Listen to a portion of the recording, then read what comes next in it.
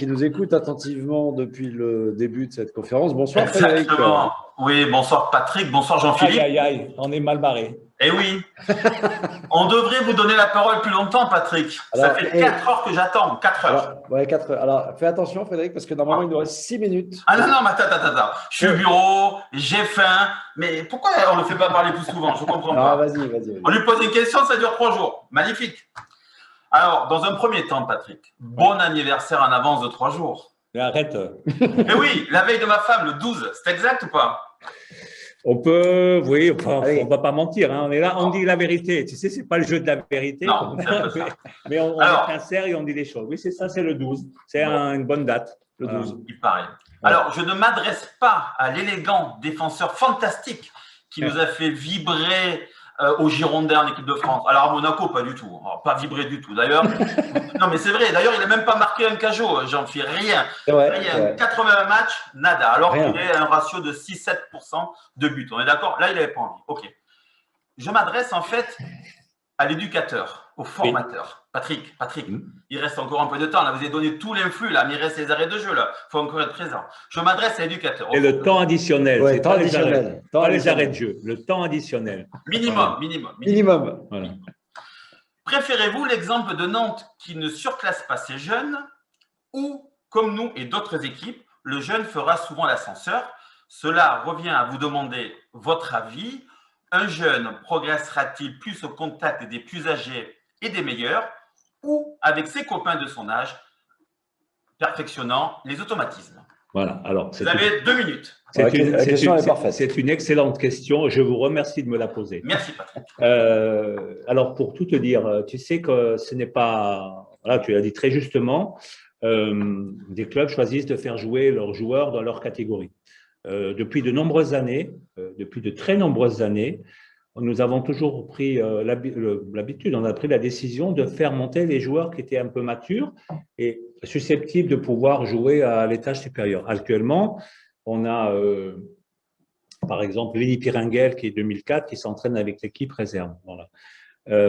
Donc, ça a toujours été le cas. On a dans notre équipe, alors encore un peu plus cette année, encore qu'avec le Covid et le fait qu'on ne joue pas, et moins, on ne peut pas faire jouer les joueurs qui sont en préformation. Maintenant, on ne peut pas les faire monter parce qu'ils n'ont pas le droit de s'entraîner normalement.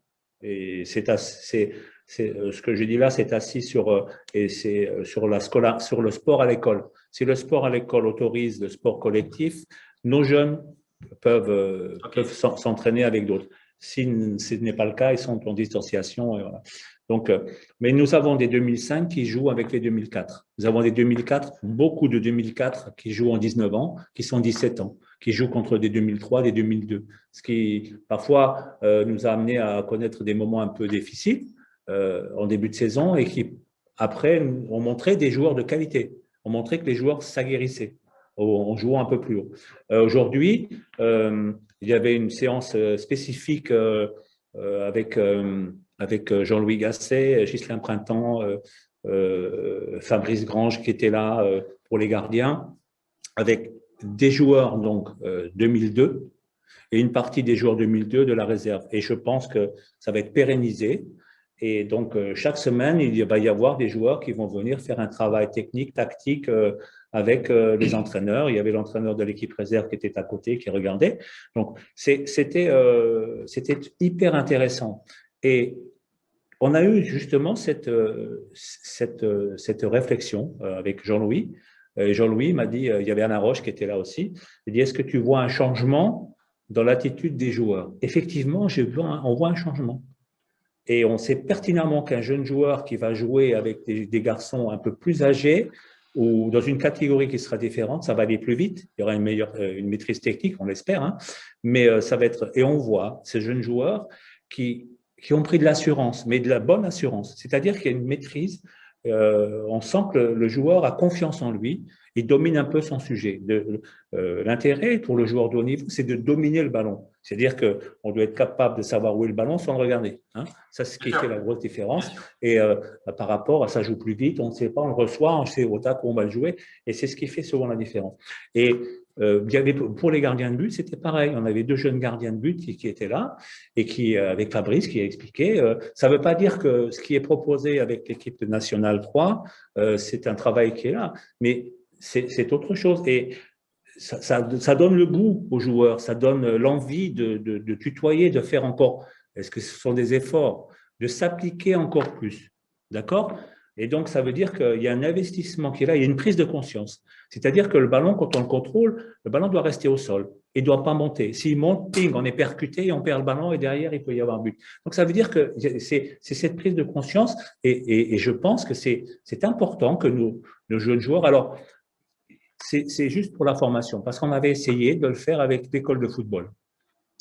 Avec l'école de football, on faisait jouer des jeunes joueurs des 13 ans, 14 ans, des 14 ans, 15 ans, pour avoir un peu plus d'adversité.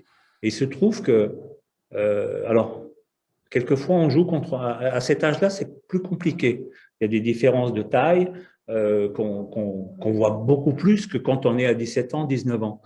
Et l'équipe qui joue, alors certes, elle essaie de s'appliquer, elle essaie de rendre une belle copie dans le jeu, mais elle perd 5-0. Parce qu'en face, il y a des garçons qui ont 1 an de plus. Et 1 an de plus, c'est énorme à cet âge-là.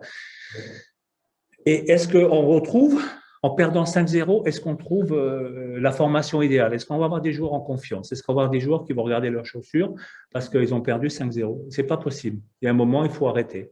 Donc, on changera notre fusil d'épaule parce que c'est une prise de conscience générale et on ne peut pas se permettre. Et les gens d'extérieur, alors, on peut expliquer tout ça, mais les gens qui disent, tiens, ils ont perdu 5-0 à domicile, oh là là, ils ont perdu 6-1, ils ont perdu encore contre cette équipe, même si sur la fin de saison, après, on arrive. Moi, je suis allé voir cette équipe. Parfois, je demande à Cédric Brady, je dis, Cédric, j'aime bien, par exemple, s'il y a un corner qui est un devant, un derrière, si là, qu'on accompagne dans le camp adverse, qu'on apprenne déjà un peu le football un peu de haut niveau, qu'on prenne des habitudes. Mais quand on joue, alors après, il faut l'adapter aussi, c'est ce qui est délicat. Alors, s'il y a un petit qui fait 1m40, 1m50 et qu'en face, 1m80, il fait une foulée, c'est pas possible, le garçon file au but. Et on a perdu 4-0. Et j'ai dit, mais ce que j'ai vu, ce qui a été proposé dans l'intention de jeu, dans l'idée de jouer, et on a eu plein d'occasions dans ce match-là. C'était il y a 2-3 ans, c'était les 2005 qui jouaient à l'époque. J'avais vu ce match et j'ai dit, mais ce que je vois, c'est… voilà, je vois des belles choses, je vois le sens, on cherche à jouer, on cherche à proposer quelque chose et derrière on est puni. Alors c'est vrai que c'est difficile, donc on va essayer d'arrêter ça parce que les joueurs vont se poser des questions, ne vont plus prendre de plaisir et savoir qu'ils vont perdre, c'est pas bon. Donc voilà, on change. Pour autant, pour les gens qui sont un peu plus âgés, on essaie d'aller un peu plus vite pour essayer de les former, pour essayer qu'ils prennent les bonnes habitudes du haut niveau. Et puis je vois ces jeunes joueurs qui ont la chance d'aller chez les pros. Parce que c'est aussi, il faut l'apprécier, ça c'est une chance extraordinaire. Si, quelquefois, ils avaient un moment d'égarement, compte tenu des gens qui sont en place, ça passe très vite. Hein, le verbe est là et c'est important qu'ils prennent conscience de ça. Et pour aller dans ton sens, ce que j'ai vu cet après-midi, et pour en avoir parlé justement, voilà, c'était non pas un débat, c'était une discussion qu'on a eue. Est-ce que tu vois un changement? Oui, je vois un changement. Et donc, c'est plutôt intéressant, voilà, si tu veux. Hein, ouais, parce qu'après, je trouve que le chambrage, il est un peu plus méchant qu'auparavant, un petit peu peut-être par les réseaux sociaux, je ne sais pas. Oui. Et je me dis, le gamin qui redescend, comment il est accueilli dans son équipe de copains? On lui dit, voilà, tu es revenu, tu n'as pas réussi. Est-ce que ce chambrage, pour une personne un peu plus fragile, est-ce que ce n'est pas pénalisant? Est-ce que tu as pensé à quand ça redescend, quoi? La descente n'est peut-être pas facile. Il faut savoir dire les choses. Alors, quand on fait, par exemple… il faut expliquer que quand on choisit de faire monter, le fait de monter, ça ne veut pas dire que parce qu'on est largement au-dessus, parce que voilà, il y a peut-être un manque aussi, et plutôt que de prendre quelqu'un, de prendre un joueur pour 1 an, voilà, il vaut mieux faire monter un jeune. Voilà, le jeune, il est là, il est dans son élément, il va pouvoir progresser. Tu fais venir quelqu'un, au bout d'1 an, tu lui dis c'est difficile, c'est lourd et ça arrive très souvent. Et ça arrive, enfin, pas qu'il reste 1 an, mais de dire à quelqu'un, c'est la période, c'est compliqué. Il y a un stress, c'est compliqué. Donc, il faut essayer d'être… voilà, des fois expliquer les choses. Alors, parfois, le joueur est là, puis quelquefois, il descend parce qu'il n'a pas eu la bonne attitude, parce qu'il n'a pas le bon investissement, Bien sûr. parce que peut-être qu'il est un peu fatigué. Et tout ça, il faut l'expliquer. Tu vois, il faut expliquer. Il faut avoir, il faut de l'empathie pour parler aux jeunes joueurs. Il faut leur expliquer. Il faut leur expliquer pourquoi on fait ça. Et puis quand tu descends, il faut pas être. Tu sais, je donne un exemple. Moi, j'ai eu ici au club un jour, j'ai entraîné l'équipe DH du club et dans cette équipe DH, on faisait jouer les 17 ans. On avait une équipe très, très jeune et c'est ce qui correspond à la R1. Et si je te donne la composition du groupe que j'avais à disposition, j'avais Marwan Chamakh, j'avais Mavuba, j'ai eu Mathieu Valverde dans les buts, j'ai eu Valbuena, je crois, j'ai eu Blondy, j'ai eu Vergès. Après, j'oublie, c'est dommage, j'ai eu Jeannot Sagna, j'ai eu des jeunes joueurs. Et quelquefois, on disait à l'équipe en DH, à l'équipe réserve, bon, toi, tu vas jouer en DH. Mais tu ne vas pas jouer en DH, ce n'est pas une punition de venir en DH. Tu viens jouer avec des joueurs qui ont envie de travailler et toi, tu vas être mettre en selle. Et le joueur qui est venu jouer avec moi à Andernos, c'est Marc Planus. Ouais. Voilà, Marc Planus, parce qu'il y a eu un problème, il avait grossi ou je ne sais pas quoi, j'en sais rien, je ne sais pas quoi, ça ne plaisait pas. Marc est descendu. Et on m'a dit, tu vas jouer avec la DH. Non, tu ne viens pas jouer avec la DH. Moi, je ne suis pas là pour faire ainsi. Moi, j'ai travaillé toute la semaine avec des jeunes joueurs qui ont envie de jouer et gagner. Et on a joué en Andernos et Marc a fait un match formidable. Et j'ai dit, je te garantis. Et je sais me dire où il y avait une pâquerette sur le terrain, il y avait un petit trèfle, tu vois, te dire. Et ça, c'est quand je dis à mes éducateurs, je dirais peut-être plus très longtemps, mais quand je dis à mes éducateurs, je leur dis, il y a quelque chose. Ne parlez jamais comme ça. Vous dites pas tu vas redescendre. Tu dis un joueur qui va en équipe nationale, quand il revient, il faut lui mettre la tête. Quelquefois, il y a quelques-uns, ils perdent vite le sens des réalités. Il faut jamais perdre le sens des réalités. C'est un métier où du jour au lendemain, et encore plus maintenant, où tu parles de chambrage et tu parles de réseaux sociaux, ça devient de plus en plus compliqué. Ça devient très compliqué et c'est cruel parfois. C'est parfois quand on veut taper sur quelqu'un et on a tapé sur le centre et on a tapé sur Marius Trésor et on a tapé sur Baptiste. Je m'en fous. Je m'en fous. Je sais ce que je fais. Les gens qui parlent, ils m'intéressent pas. Ils parlent. Tout dépend de qui va me dire quelque chose. Bien sûr. Ça dépend de la personne qui va me dire quelque chose. Et on m'a dit ça un jour. On m'a dit mais Patrick, qui te parle? Mais qui tu fais attention? Je fais plus attention. Tu vois? Je peux entendre ce que me dit Monsieur Poretti. Je peux entendre tout ce qu'a dit Philippe, tout ce que dit Patrick, tout ce que tu dis toi. Je l'entends et on ne fait pas tout bien, mais on essaie de toujours d'aller dans le sens du joueur et de la progression du joueur. Et surtout, tu vois ce que je te dis, de la régionalisation. Et ça, tu le sais. Oui. Dans mon activité professionnelle, j'ai la chance d'embaucher du monde, d'une tranche d'âge souvent entre 20 et 25 ans. Je trouve, alors c'est principalement des hommes, hein, mais j'ai aussi des femmes dans mon entreprise, je trouve une fragilité de l'être humain. Je pense qu'il y a un déficit à tous les niveaux. Vous ne pouvez pas remplacer le club, les parents ou l'école, tout ça. Mais il faut, je pense, encore faire un peu plus attention qu'auparavant. Le chambrage, j'en parle parce que j'ai beaucoup aimé ça et aujourd'hui, je n'aime plus parce que c'est faire passer des vérités par de l'humour, mais c'est blesser les gens. Oui. Et ça fait beaucoup de mal. Et quelque part, je pense qu'on doit faire beaucoup attention. Parfois, je vais sur des terrains… voilà, voir des matchs, des gamins, bien sûr. Quand je vois les propos qui sont tenus par les parents, par les entraîneurs, mais je dis, mais c'est pas possible. C'est pas possible. Je m'autorise parfois à aller les voir, leur expliquer un petit peu certaines choses, mais c'est pas possible. Il faut faire attention parce que quel est l'objectif? Il faut se poser la question, quel est l'objectif? Moi, j'ai cette phrase affichée partout dans mes bureaux. Quel est l'objectif? On cherche quoi? Flatter son ego ou avoir une progression du gamin. Et je dirais que ça passe véritablement par une communication parfois qui devrait être différente. Pourquoi je te fais rire? Je te fais rire, je parle sérieux, tu rigoles. Non, parce que quelqu'un est en train de m'épier. C'est mon intendant qui est là et qui me regarde avec son masque et il doit me juger, tu vois. Donc, c'est pas toi qui me fais sourire. Hein. C'est pas toi qui me fais… Non, j'écoute ce que tu dis. Et on en revient à l'exemplarité. Bien sûr. Bien sûr. Je crois qu'il y a la boucle. Comment? J'ai en boucle la boucle. Tu vois, je vais te dire quelque chose. Et quand on a discuté avec Jean-Louis Gasset, qu'il y avait Ghislain qui était là, qui donnait de la voix pour que les joueurs s'accrochent et tout ça. Magnifique, magnifique. C'est comme tu as envie de grimper aux arbres. Et avec Alain, tout ça. Un moment, c'est aussi l'accompagnement. Bien sûr. Voilà, tu vois, c'est les jeunes joueurs, souvent, dans un centre de formation, je te donne ma façon de fonctionner, qui est celle qui était la mienne.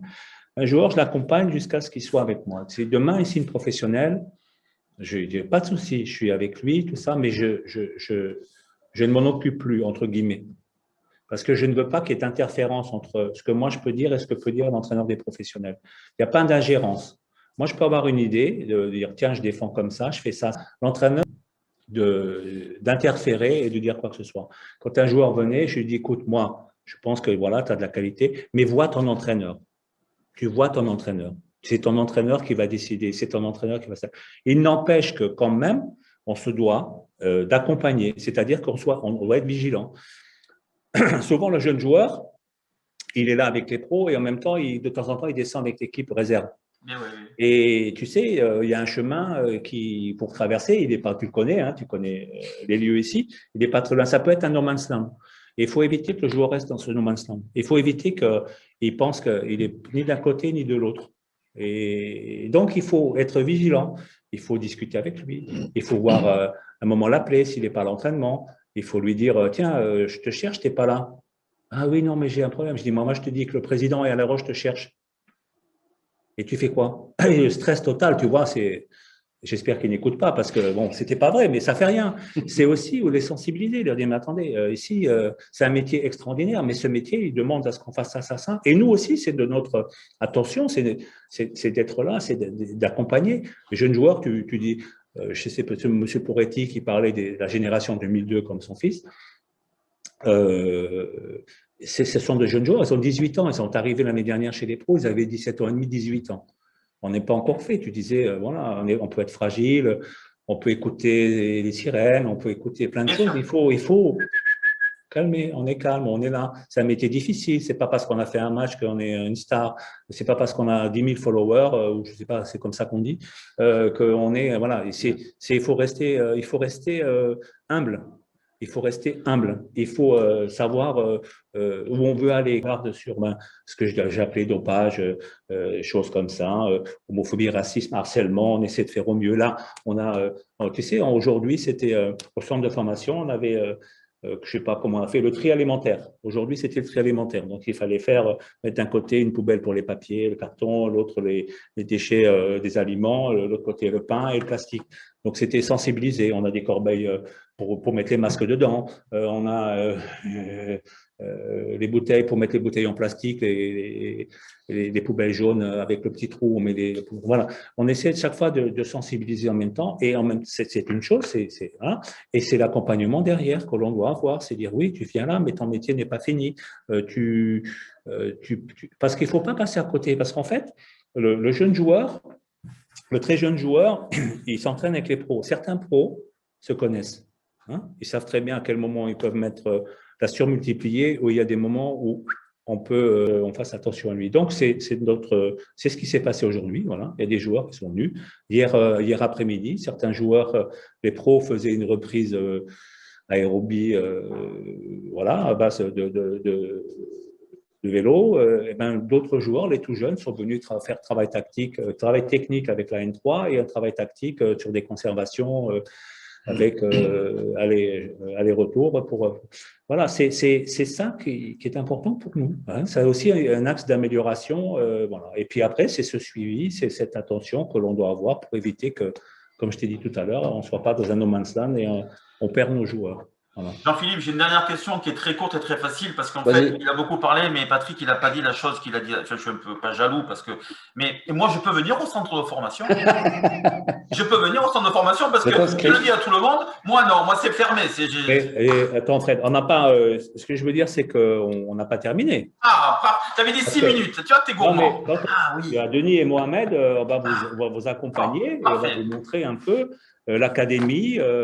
les conditions. Ah ben alors, il faudra faire d'abord un test PCR et mettre le masque. Hein. Ouais. Bien sûr. Bien sûr. Et là, il faut le montrer. Hein. Bien sûr, bien sûr. Non, pas le masque, le test PCR. Ah, pardon. Non, ce que je veux dire, c'est ça. Il n'y a pas de souci. Tu connais la maison, en plus. Tu es proche du club et tu accompagnes le club et tu es un grand supporter et tu souhaites sa réussite totale. Ça, aucun doute là-dessus. Mais c'est vrai que la formation, quelque part… Il faut faire attention aux gamins, c'est certain. Non, mais la formation, c'est aussi un élément qu'il faut connaître. Il faut regarder. Alors, j'ai dit des choses, mais je vais peut-être me faire ramasser sur les réseaux sociaux et je ne regarderai pas parce qu'on peut toujours tout dire. On va dire oui, il dit ça et tout, c'est du pipeau. Enfin, il ne faut pas parler comme ça. On va dire… ils se font mousser. Non, c'est un moment, il faut dire la vérité. Et si on fait bien, on fait bien. Si on ne fait pas bien, on ne fait pas bien. Voilà. Quand on manque des choses, on le dit. On a peut-être manqué des joueurs, alors ça ne me vient pas à l'idée. On a été maladroit quelquefois. Il y a des joueurs pour une parole, et c'est vrai qu'un joueur devait venir chez nous pour une parole, ben, voilà, et un autre joueur devait venir chez nous et parce qu'il a vu quelqu'un qui n'avait pas, qui avait été, comment je veux dire, agressif et qu'il avait entre guillemets un peu harcelé à un moment où il y avait un tournoi, il a décidé non, je ne viens pas. Il a raté des joueurs, il a se traité. Il me semble que Cristiano Ronaldo a été raté à Lyon. C'est quand même. Il y en a d'autres. Non, mais chaque club rate des joueurs. Tu peux toujours tout dire. Moi, j'ai Michel Platini parce qu'il ne savait pas souffler dans le spiromètre à l'époque pour voir ça, le volume d'air, tout ça. Et il est tombé dans les pommes, voilà. Et il est allé à Nancy et il a fait la carrière qu'il voulait. Après, il y a des choix qui sont faits. Ce qu'il faut, c'est ce que je ne veux pas. Et parfois, j'ai connu, c'est « Ah, mais je l'avais dit, celui-là, oui, je l'avais dit. » Non. On assume ce qu'on fait et très simplement, tu vois, je vais te dire, Mathieu Valbuena, il y a des décisions qui ont pris. Une fois que Mathieu a fait la brillante carrière qui est la sienne, on a dit qui a pris la décision. Et comme il n'y a personne qui dit ça, c'est moi. Voilà, c'est moi. OK, c'est moi. Même si ce n'est pas moi, c'est moi. Voilà, j'assume. Je dis, voilà, je suis directeur du centre, j'assume. Voilà, ça vous va? Et c'est fini. À un moment, il faut arrêter les conneries, il faut arrêter de dire des bêtises et c'est comme ça. Voilà. Merci Fred. Voilà. Merci messieurs, je vous souhaite une bonne soirée. Merci beaucoup. Et j'en profite parce que la dernière fois qu'on s'est vu avec Fred, c'était il y a pile un an. On fête un triste anniversaire parce que ça fait un an qu'on joue à huis clos. Et j'espère que la prochaine fois, on se reverra au même endroit que d'habitude. Avec grand plaisir, messieurs. Bonne soirée. Merci beaucoup. Merci beaucoup. Merci Patrick pour ce Patrick. long moment très enrichissant. Moi, j'ai appris plein de choses. Et voilà, un grand merci, sincère. Je ne sais pas, mais en tous les cas, j'ai peut-être dit beaucoup de bêtises, mais j'ai dit des choses avec sincérité. C'est comme quand on a fini, c'était l'heure de vérité, non? C'est ça. Absolument. Eh bien, je vous remercie pour ces bonnes questions. J'ai essayé d'être le plus transparent possible. Certes, c'était exactement à l'époque, il n'y avait pas les réseaux sociaux, mais maintenant, il y aura les réseaux sociaux. On pourra dire tout et son contraire. Et puis, on pourra dire… Parce qu'il y a des choses, j'en ai vu depuis 2 ans, quand il y a des gens qui sont arrivés, que ça, et puis ce qu'on disait et ce qu'on dit après, ça me fait doucement rigoler. Mais le passé étant le passé, donc voilà, j'ai dit ce qu'il a fait avec le centre de formation qui essaie de bien vivre avec des gens qui sont très concernés et qui… Même si quelquefois c'est maladroit, ne souhaite qu'une chose, c'est la réussite des jeunes qui sont là, qu'elles soient sportives, scolaires ou l'épanouissement personnel, c'est important. On essaie d'être vigilant, on fait du mieux possible. Et quelquefois, on peut se tromper, mais on essaie de se tromper le moins souvent possible. Et si on fait des mauvaises choses, c'est pas délibérément, c'est parce que, comme tout le monde, il peut nous arriver d'avoir des failles. Ou manifeste. Voilà, c'est ce qu'on disait. J'allais dire une connerie, mais j'allais dire en grec, mais c'est pas. Non, il ne faut pas que je dise des bêtises parce qu'on va croire après que je dis beaucoup trop de bêtises. Merci à toutes et à tous de nous avoir suivis. On vous donne rendez-vous le mois prochain pour une nouvelle conférence. Merci de votre fidélité.